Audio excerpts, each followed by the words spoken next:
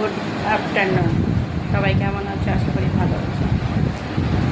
বলছি, প্রত্যেকে একে অপরকে ভালোবাসতে যদি না পারো, একে অপরকে হিংসা করো না। কারণ তোমার সেই হিংসার আগুনে সে ধাও ধাও করে সে জ্বলবে না, তুমি নিজেই পুড়বে। কারণ হিংসাটা তোমার মধ্যে রয়েছে, যাকে দেখে তুমি হিংসা করছো তার মধ্যে না, তার বরঞ্চ আরও ভালো হবে। তুমি যদি কাউকে গালি দিচ্ছ, সে কিন্তু শুনছে না, মুখটা তোমার খারাপ হচ্ছে। তাই কাউকে হিংসা করার আগে নিজেকে আগে ভাবো, নিজের আয়নাকে মুখটা দেখো যে তুমি কি ভালো। তোমার মনে হিংসার খনি রয়েছে, তাই তুমি অন্য কাউকে দেখে হিংসা করছো। ঠিক আছে?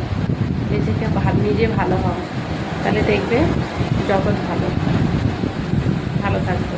সেটা আমার নিজ ঘরের হোক মানুষ আর বাইরের মানুষ হোক, যে যার উদ্দেশ্য করে আমি বলছি সে হয়তো বুঝতে পারবে, কিন্তু মানুষ তো ঘরের হোক আর বাইরে সবাই।